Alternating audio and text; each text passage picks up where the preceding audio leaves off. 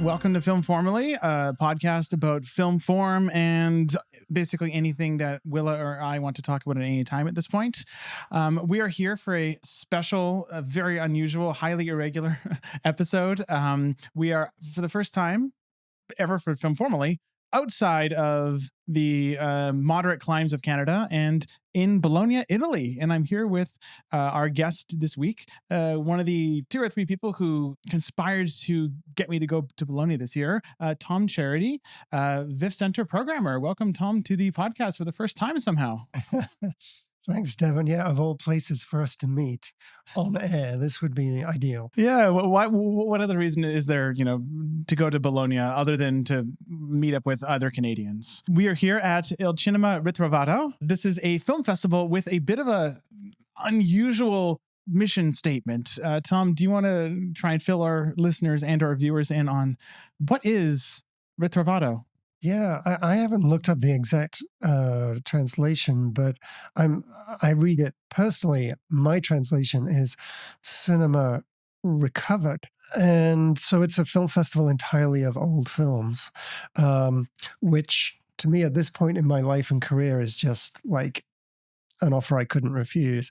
And it's the 40th edition, which makes it even more special. But it seems to be a festival that's really found its place in the world of cinephilia and come into its own in a weird way. We've seen post-COVID all around the world this explosion of cinephilia among younger generations, which has been really exciting for people of my vintage. This festival, I think, is almost like at the epicenter of that. At the heart of this festival are the open air 10 o'clock screenings at the Piazza Maggiore with seating for 2,000 people, which, among other things, is so Insta-friendly that I feel like this festival is just going to be continue to grow and grow, but I don't know how much further it can grow.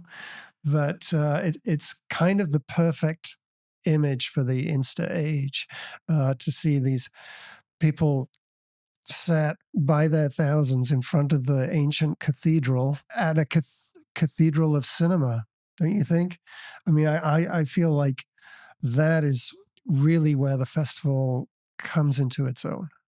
It's an interesting one. I mean, I think for me, 2 or 3 things really distinguish it, aside from the obvious thing. The first is that the whole vibe here is different than any festival I've been to. I've mostly gone to festivals as either a director, cinematographer, or occasionally kind of a film pseudo academic. Most film festivals, the kind of heart of them is filmmakers, living filmmakers. And those filmmakers have careers. And the nature of especially independent festival-based filmmaking is that you are kind of scrambling to get the scraps of funding that you can get. And this is no one's fault. This is just how careers work. You are there to basically further your career as a filmmaker, in addition to all the art stuff. But I was talking to a friend of the Ludwig pod, Charlotte, about this recently. And I said, yeah, it feels different here. And she said, she summed it up well. She said, oh, it's because all the directors are dead. And so the festival's heart is not filmmakers networking, which as a filmmaker, that is my overwhelming experience of film festivals.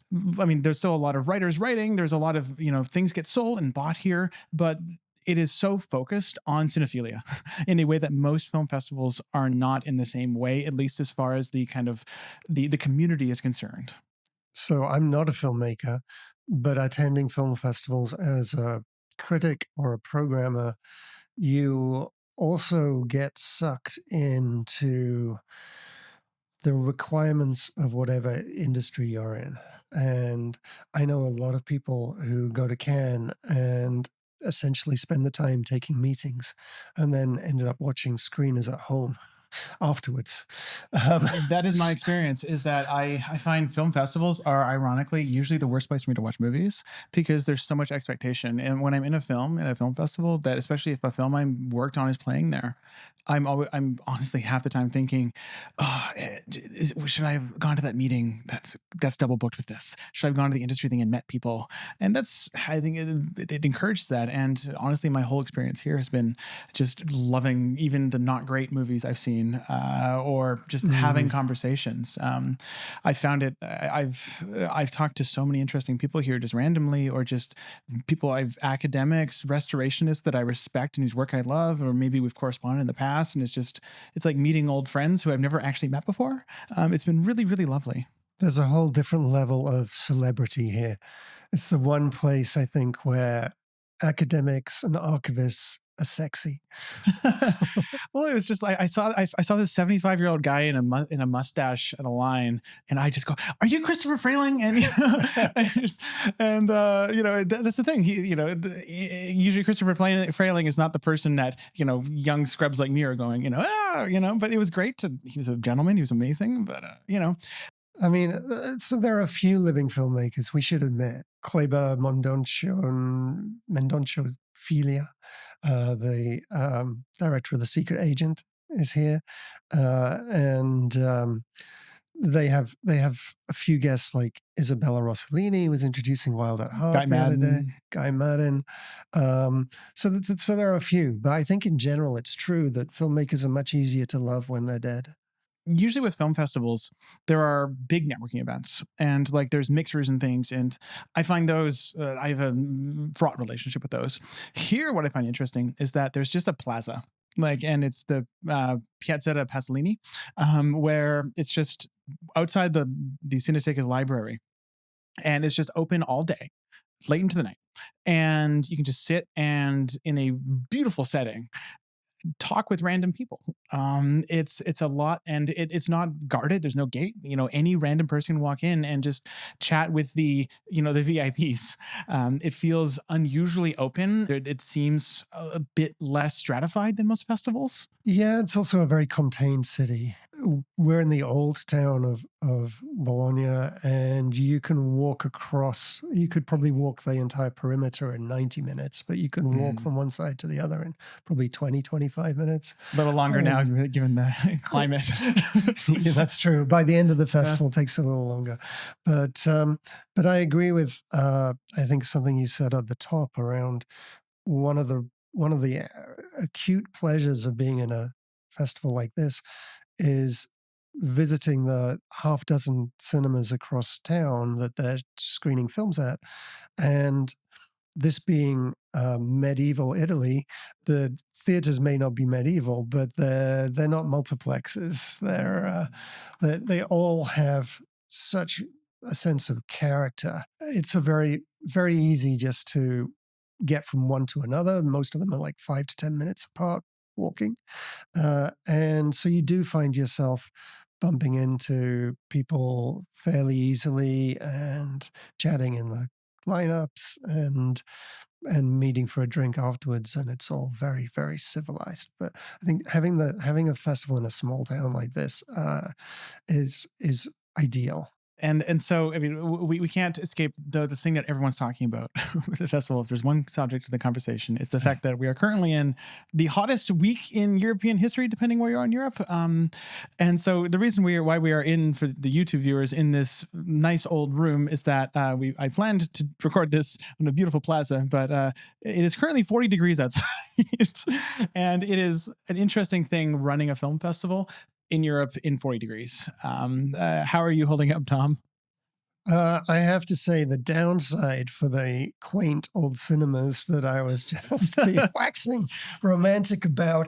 Oh boy, they're not air conditioned by North American standards. Oh, no. My understanding is that the city of Bologna has a civic law that establishes the indoor temperature that air conditioning is supposed to be set at, and it's 24 degrees, according to what my landlord told me, which is hot.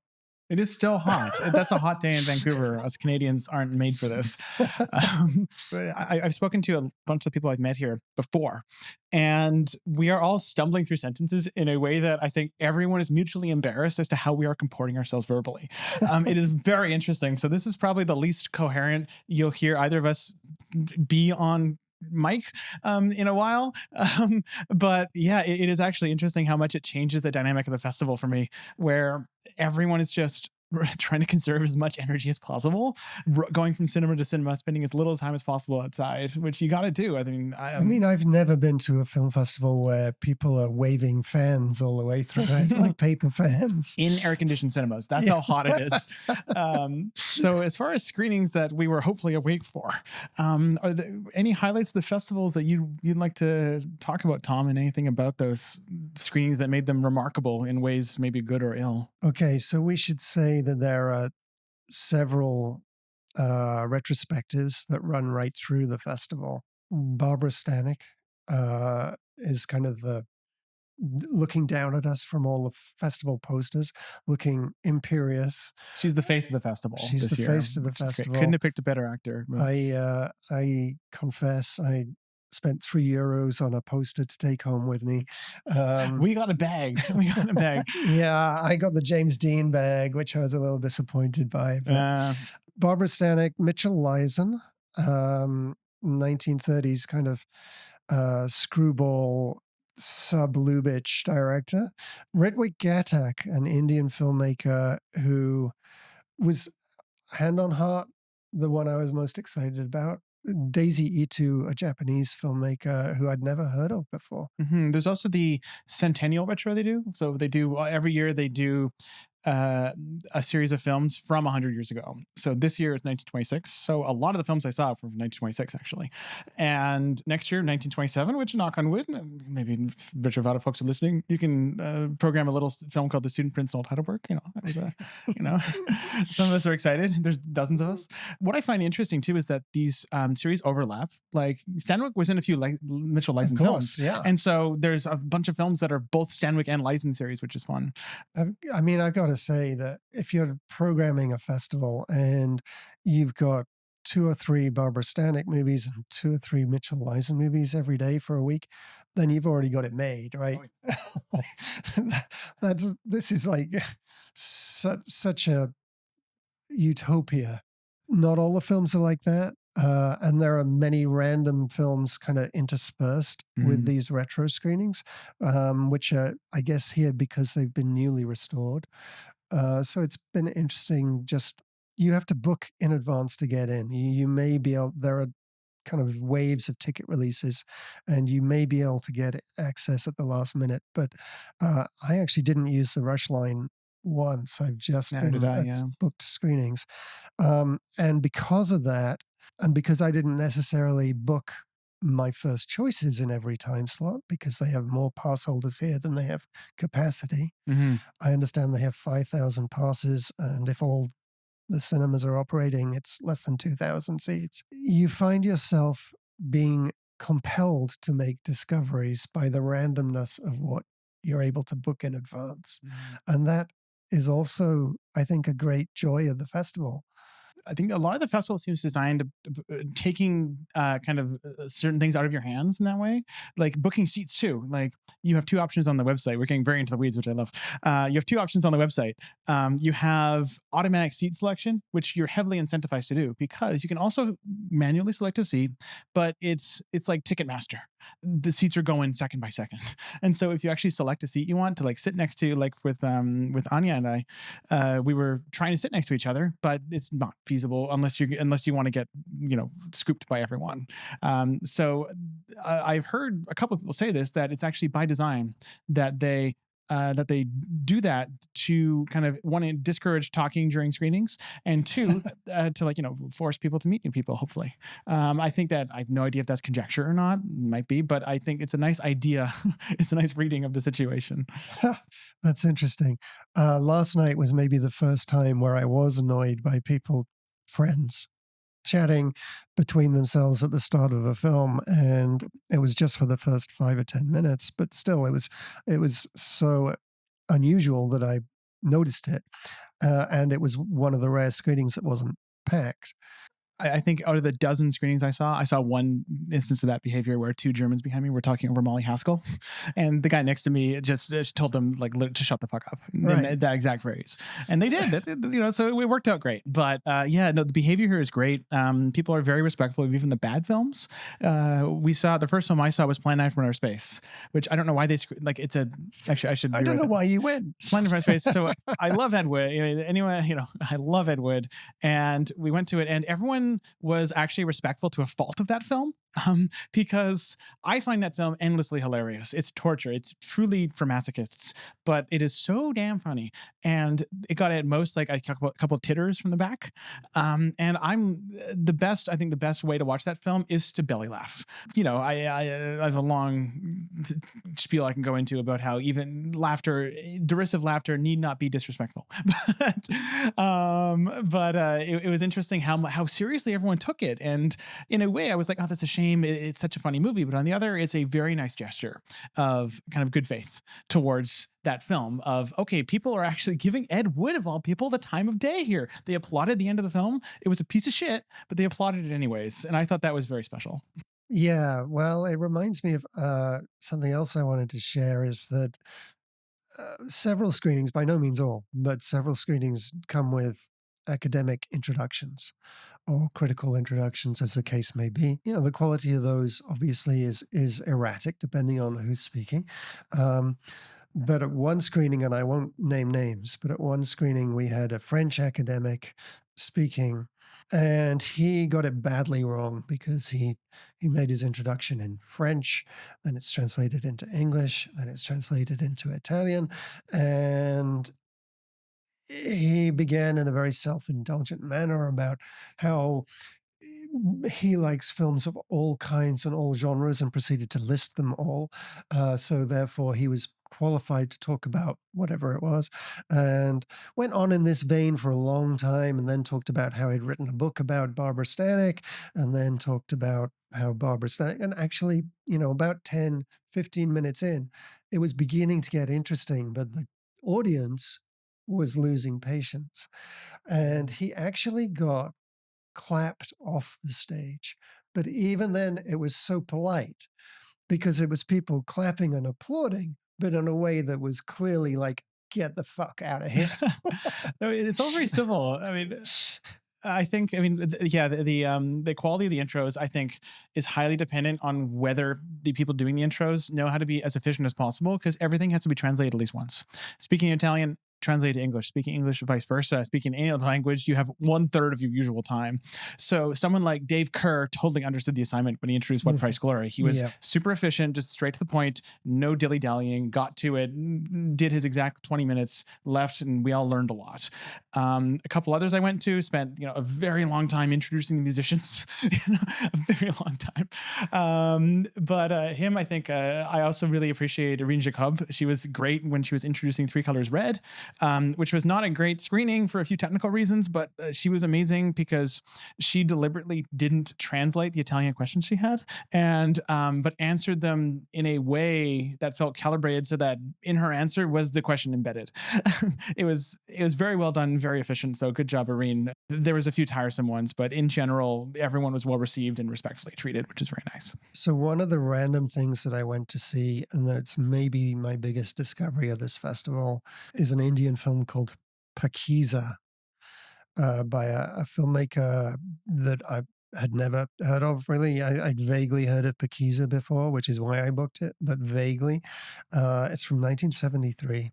Filmmaker is called Karan Amrohi, and that's really all I knew. There was a gentleman from the World Cinema Foundation introduced the film and talked about how he first saw it when he was 3 years old with his mum and his grandma, and how they would watch this film and sing the songs along with it, and how much it meant to him, and how challenging it was to restore an Indian film of this vintage, which is, a lot of that cinema has not been prioritized, I would say, in the restoration circles.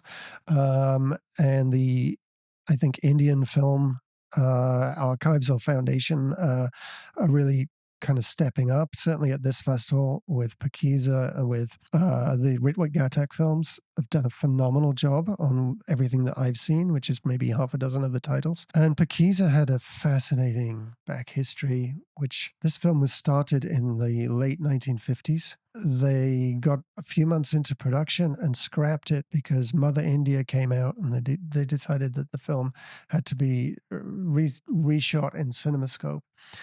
And then they got a little further into production, and they decided to scrap it again because they decided it needed to be in color. Then the leading lady and the director fell out. So from the early 60s through till 1969, I think, the film was kind of on hiatus. And then they patched things up and went back and decided to finish the film. Only by this time, the leading man had got too old. So they had to reshoot all the stuff that they'd shot with him. But they didn't go back and reshoot the stuff that they'd shot with the actress from 1960, 61. And we're shooting until 1973. That's when the film was actually released. And you watch this film, which takes place over the course of perhaps a few months, apart from the prologue. And in some sequences, the actress is maybe 20 years old, and in other sequences, she's 10 years older, and it just goes back and forth randomly between the two, and it's almost like you're watching Buñuel's Obscure Object of Desire. Only It's accidental Buñuel. Only we're supposed not to be noticing, I guess. Yeah. The film was shot in Eastman color, and you're going to have to see this film, Devan, because it's one of the most stunning color films I've ever seen.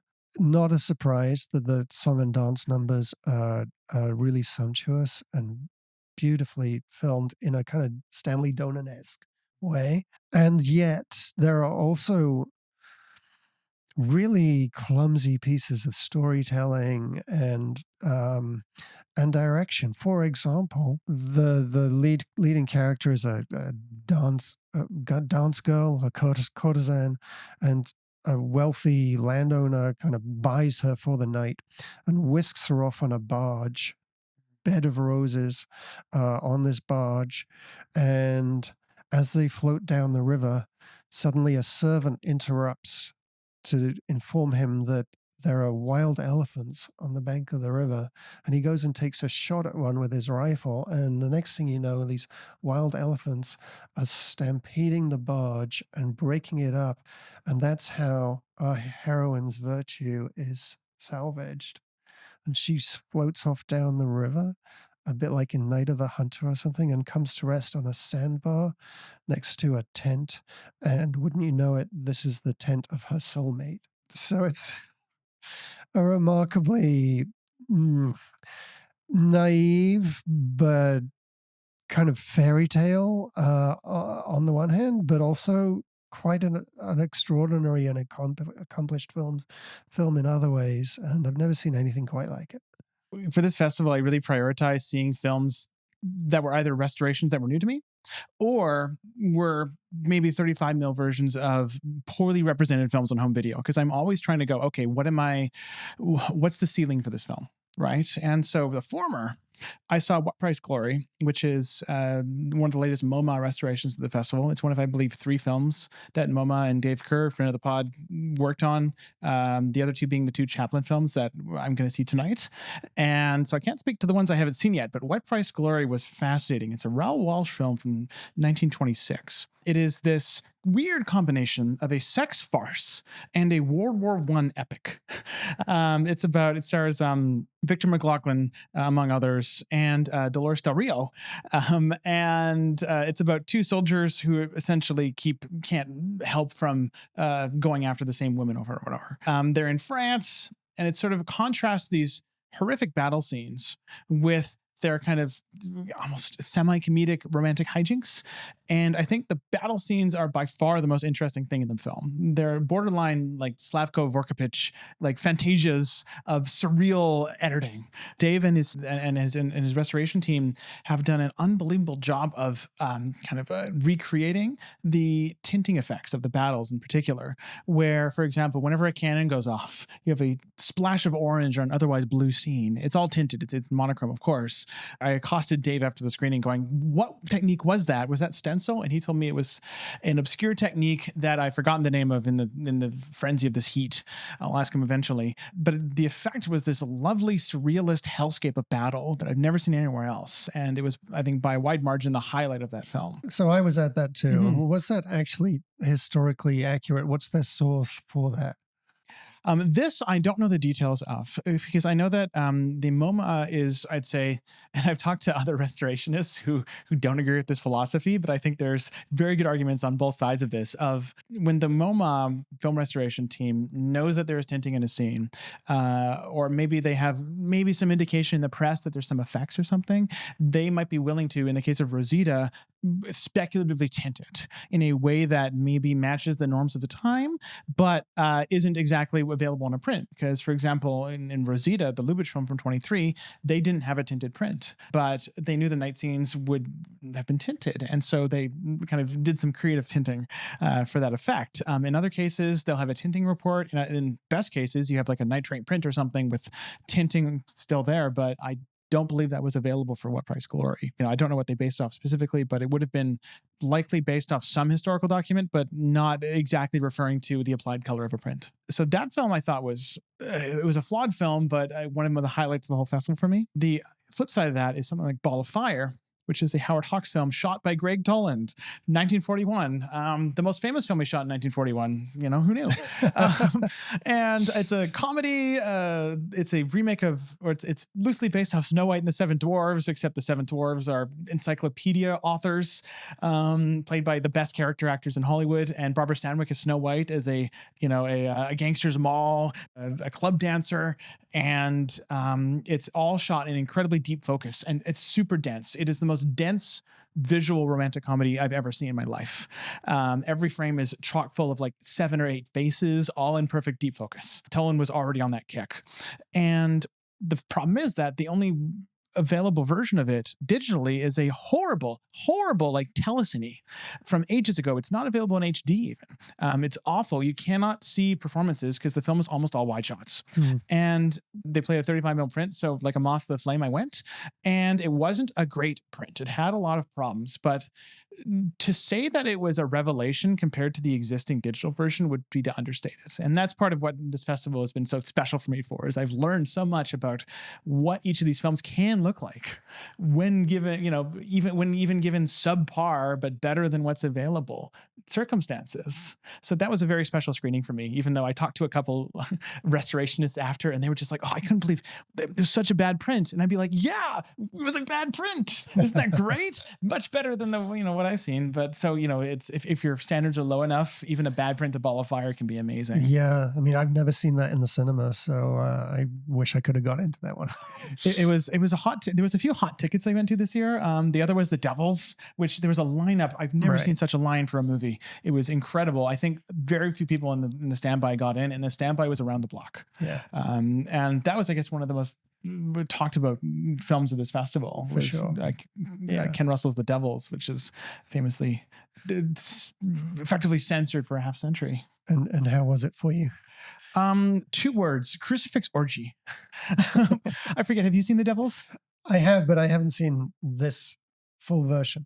So I have studiously avoided watching this movie until now, because I'd heard, due to people involved, that it would be restored and just took forever and ever. And Warner Brothers, I don't blame them necessarily for dragging their feet on the crucifix orgy movie, but it was a lot. It was one of the most unpleasant films I've watched in a cinema in many years, and I gave it 4.5 stars.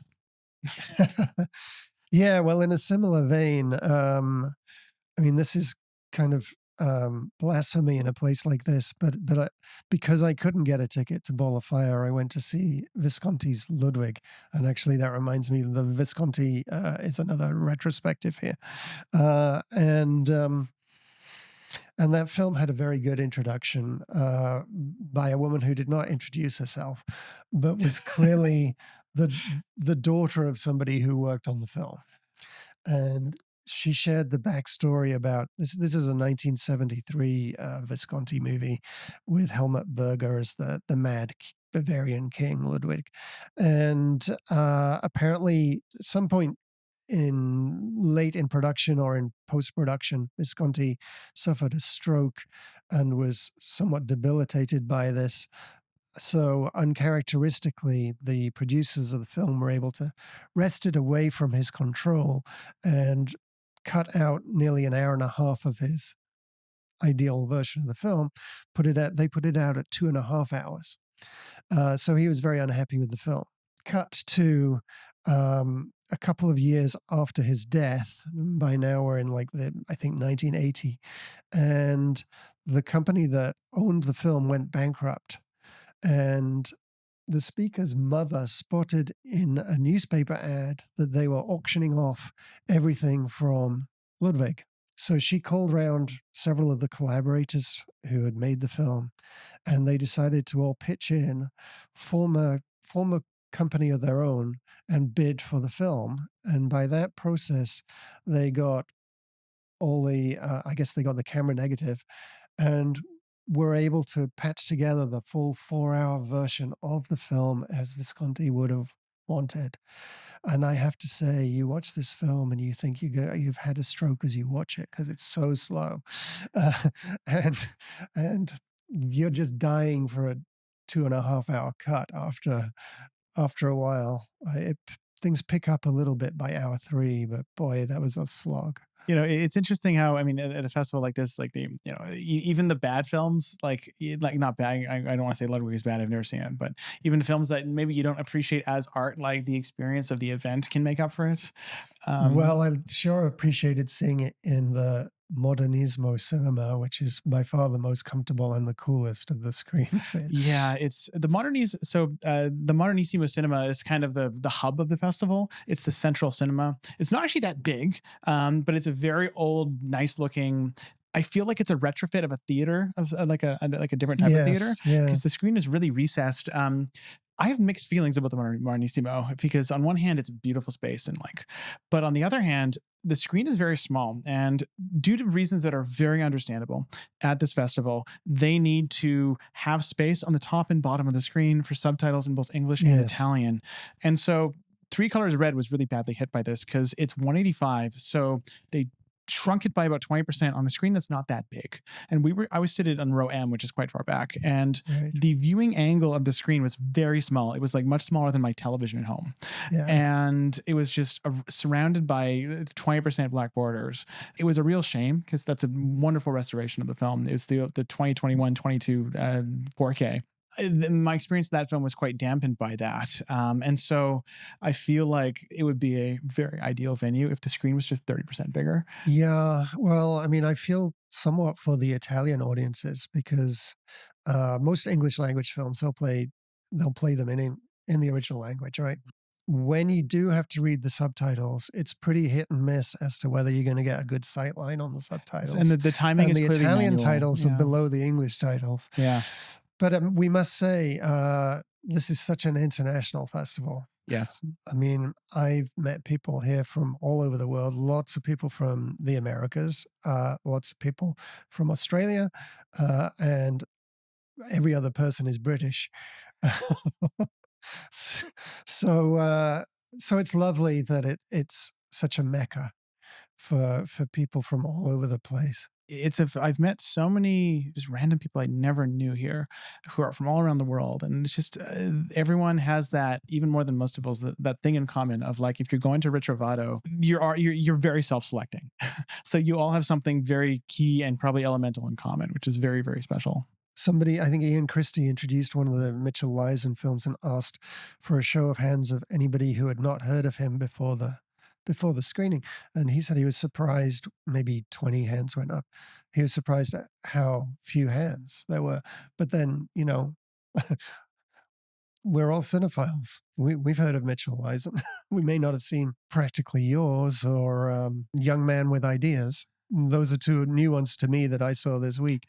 But that's what's so exciting about you. You feel like you're with your people here. I'd be remiss not to mention my personal highlight of the festival in terms of screenings too, which is the outdoor screenings at the Piazza Pasolini, which are done on a carbon arc projector, which is a long since outmoded projection technology, even more outmoded than just modern 35mm projectors. It uses a carbon arc to provide light source, and this is a really unstable light source. The white balance and brightness shift constantly, so the screen might suddenly get 1,000 Kelvin warmer and twice as bright mid-shot. It's also very chaotic to watch because it billows smoke. It's like there's a shaft of light and a billow of smoke behind it. It's very loud, and so they have this projector just out, and it's a performance to watch because both times we watch films there at the Plaza, something went wrong with the projector. First time the reel changeover just took forever, and they had to something, I'm not sure what went wrong, but it took a long time, and we all got a chance to watch them work with it.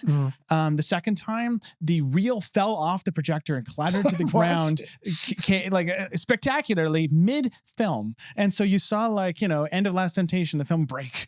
It was amazing. That was one of the most thrilling moments of the festival for me, and that was during the Lev Kuleshov film. The second film they we saw, probably staged it. Oh, they probably staged it because everyone was getting bored with the Lev Kuleshov. No, the second film we saw in the Plaza was By the Law by Lev Kuleshov, which is a pretty. I quite liked it, but the kind of the eventness of it, the fact that we were all there in a smoking hot plaza at 10 p.m., all fanning ourselves, just like holding our breath. That please don't break projector.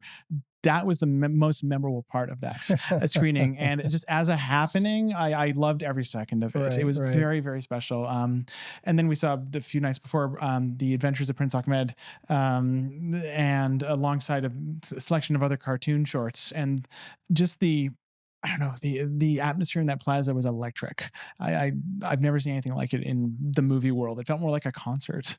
And it was just absolutely incredible. I guess the other thing I want to say is just hats off to the programmers, because it's hard to imagine a North American film festival having the guts to do open air screenings where you're showing silent films like Sunrise with a full orchestra, free screening.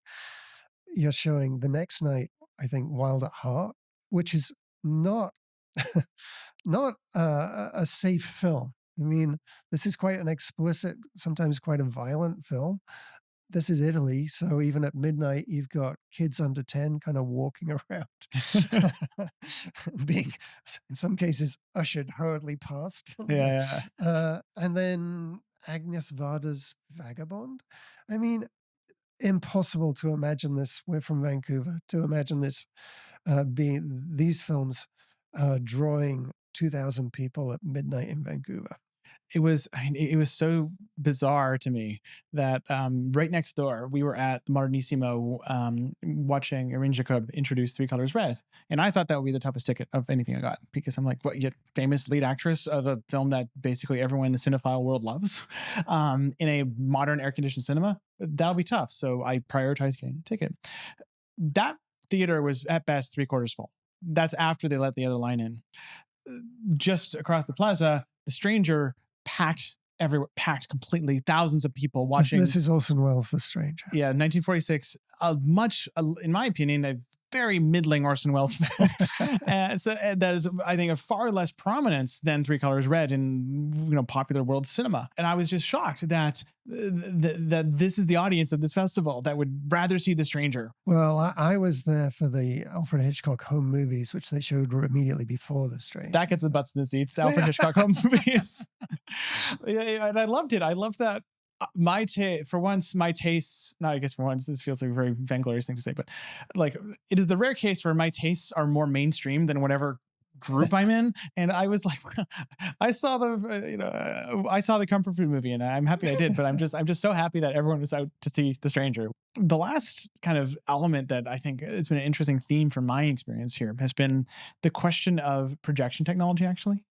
Oh, yeah. And it's been a debate I've been having I've been having or seen happen throughout this festival, which is the question of the value of screening on 35mm versus digitally. And this has been such an interesting case study because it's actually made me realize that we are spoiled in Vancouver. Actually, in large part by your cinema. And in that, for those of you who are internationally listening to this, Tom runs a cinema with a beautiful 4K laser projector. And so if one watches a DCP in that cinema, and there's one or two other cinemas in Vancouver where you can have a great time watching a DCP, the thing about projection systems is that unless you're in the avant-garde, they can be over there. But for most films, you shouldn't notice the artifacting created by the projection system. You shouldn't notice the pixelation. You shouldn't notice necessarily the film being out of sync with whatever. One thing that Ritrovato has made me realize is that they don't have it as good here. Almost all of the digital presentations I saw here were compromised in some way. The best one I saw was easily What Price Glory. But otherwise, a lot of them had, like, I could tell they were older, mastered, like maybe old HD telecines. That was Lady Eve, which was a bit of a shame because the North American master is great. The Janus Films master, I mean. But then I would see 35 mil screenings and a lot of them would be pristine. But others wouldn't. And people, I think, seem to accept the non-pristinity of 35 over any artifacting of digital projection. Yes. If a digital projection is subpar, people go, oh, I wish it was 35. But if a 35 film is subpar, the vast majority of people are like, the texture of cinema. And I find that interesting. I have no real thesis here, but it's just been an interesting stew of all, like, I feel like I've experienced the good and the bad of all the projection formats here this week. I've got nothing to add to that. Thank you for the plug. It's a good cinema. Enjoy it. You can watch high-res films there and not notice the pixelation. It's great. Yeah, I mean, maybe just kind of tangentially and also diving deeper into the weeds. We were remarking the other day how extraordinary it is that, with the exception of those open air screenings, there are no trailers, there are no ads, there are no sponsorship messages with any of the screenings here, which blows my mind. There's no snipes even. There's no, like, the little, there's no Ritrovato, like 30 seconds little animation before everything. Yeah, nothing. Yeah. I don't get it. I don't get it either. It's like, I assume what it means is the government is paying for it. Yeah, I mean, I always bake in like an extra half an hour to every film I go to, right? Because I'm like, okay, they're gonna have to do the film often starts late and then there's intros. But here it's like, even if there's a 15 or 20-minute intro, I still get out faster than I think. Yeah. Because there's nothing before it. It's really interesting. Yeah. Well, I wonder, if they were sponsored by Christie, maybe they would have better digital projection. Maybe they, start playing those ads and get those 4K lasers in there, folks. The talent, take that, Italy. Yeah, I don't know if I've got anything else to add except that, I've been waiting for 20 years to see some of these Ritwik Gatak movies, and they're so rare and have not been restored until this point. And it's been an amazing experience to be able to finally catch up and fill the holes there. He made, I think, 8 films in total, and I'm going to see the last one that I hadn't seen previously tonight, and caught up with 3 others that are new to me this week. And he's such an unrecognized or underappreciated talent outside of India, that I'm really excited to that these films are now restored, going to be available, and hopefully coming to Vancouver at some point. Yeah, I think for me, just this festival has been such an interesting, like, wonderfully rewarding kind of mix of discovering cinema I'd never seen, discovering cinema I've known well, but in a new way, meeting people I've met, meeting people new to me, and doing it in a beautiful, if punishingly hot place. It's just been a really wonderful week and a good leg on this. I'm currently on a bit of an odyssey across Europe, on the way to teach for 6 weeks. If many of my students are listening to this, hello. I think this has been, I don't know, one of the most weirdly profound weeks I've had in my travels. And thank you for actually being one of, I think, you, Dave, and Charlotte, if any of them are listening, thank you so much, because, like, I think the 3 of you actually did more than anyone to kind of encourage me to come here. So thank you so much. It's been a dream of mine to come here for a long time, and a real pleasure hanging out with you. Thank you. I guess that's our Film Formally episode. So I'm going to truncate the outro and say that, Film Formally is a Sandhill Media moving image agency thingy. My brain cannot remember to read off cards, so deal with it. editor.